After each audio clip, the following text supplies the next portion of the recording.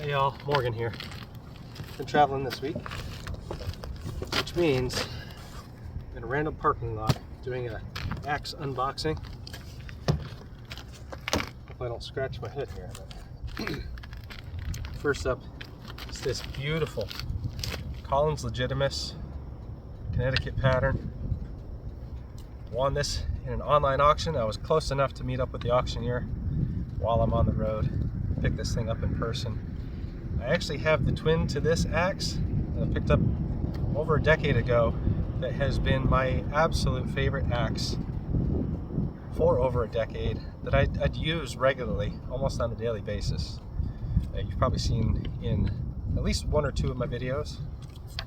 So, won this one. It's got the original handle, Collins, stamped in the handle, and on the head, Collins Legitimus.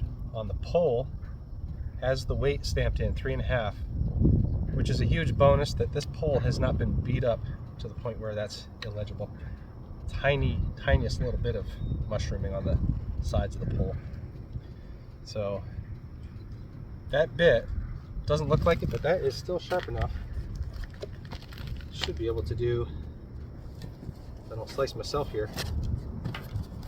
Here I say that, it should be sharp enough to do all the unboxings in lieu of a knife.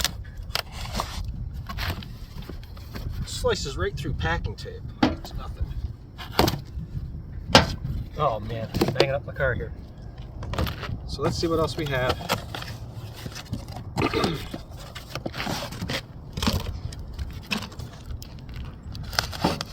This seems like an awfully small package.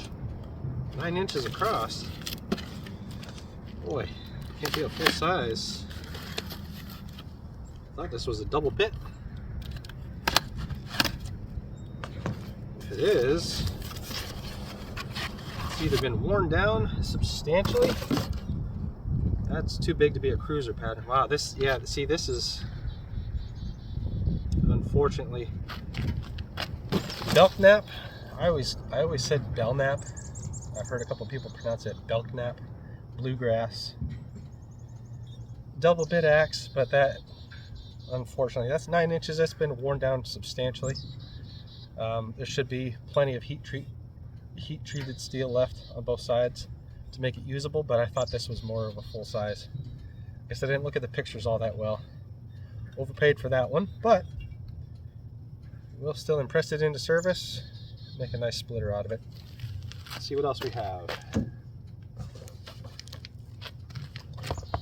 Oddly enough, many years back, this parking lot, I used to come here and hit golf balls almost every evening. I lived down the road from here a decade ago. Okay, it's not quite sharp enough to do that. Let's see if we can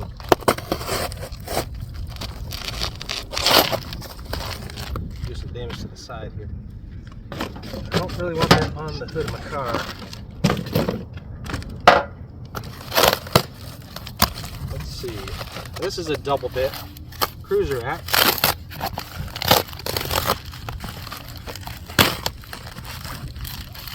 And I've seen people ask online, how do you ship an axe? Well, this is typically how they come to me. Bit of a flat package. I think the box gets crushed if it's in a bigger box. The handle, that hickory handle is going to be a lot more sturdy than any packaging would be.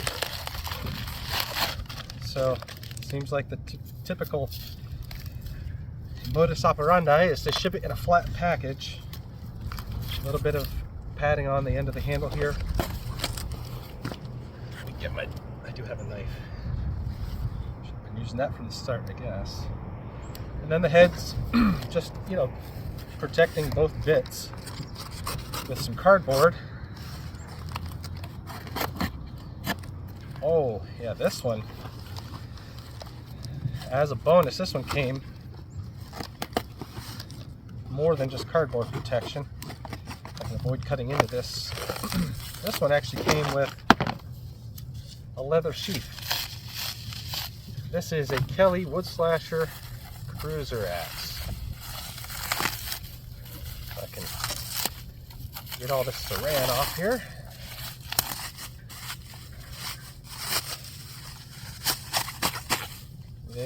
Oh, that is a beautiful handle thus far too. They protected it really nicely, at least, or they wrapped it. Saran wrap isn't providing all that much protection, but they, I suppose, put it on there to keep the sheath on. I don't know. It's buttoned. Oh, baby. Oh, that is beautiful.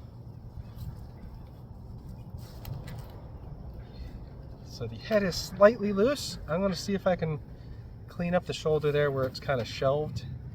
So might try to drill out the wedge, reshape this handle slightly. It's already down there sitting nicely at the ears of the handle. Get it to seat a little bit more properly, and then a better properly sized wedge in there to flush out the cheeks. Make it tight. Still has that original Wood Slasher, remnants of the original Wood Slasher sticker on the head. Not all that concerned about that. Original red paint. Looks like it's in fantastic shape. The bits seem, relatively full. That is probably a 28-inch handle. 9, 18, 27 and a half to 28-inch handle. I'll try to get some close-ups of all these later on. I've got one more package here. It was already unboxed. This came in a box with a large box with a couple other things, some buffing compound, etc.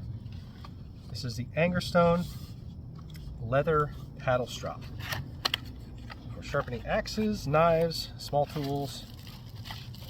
Comes with some compound. It is a double-sided strop. It's like one coarse leather side and the other finishing side. Chromium oxide paste and a white paste. So I don't know, did they set that up properly?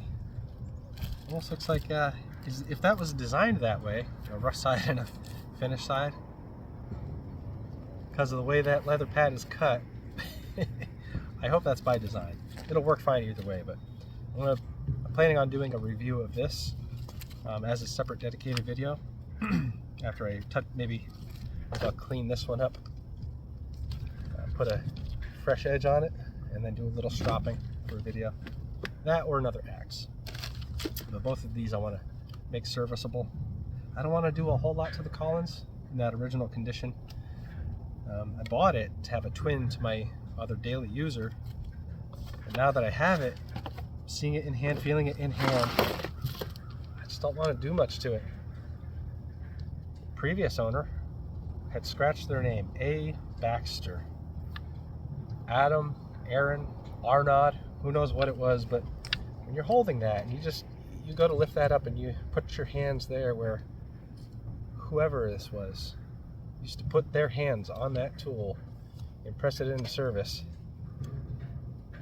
It's just an awesome, somewhat awe-filling feeling to use these old tools that were used by who knows how many users it had in the past, but somebody else's hands have been in those same positions and putting in the work.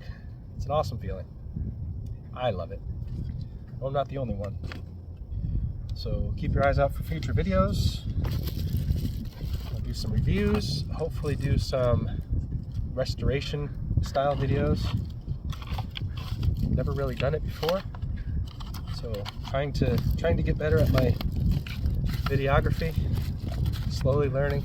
I don't have my microphone set up, but starting off with trying to improve the audio quality. And then I do have some lights not with me. I've set those up and use those inside and outside at night, trying to get a little better lighting quality, and trying to get used to talking on camera more. Excuse me. Not clearing my throat all the time for your viewing pleasure, listening pleasure. So anyways, keep your eyes out for future videos, and definitely let me know how you guys like these videos, the quality, the personality that comes out. If you have any suggestions on how to improve it, feel free to leave that as well, and catch you on the next one.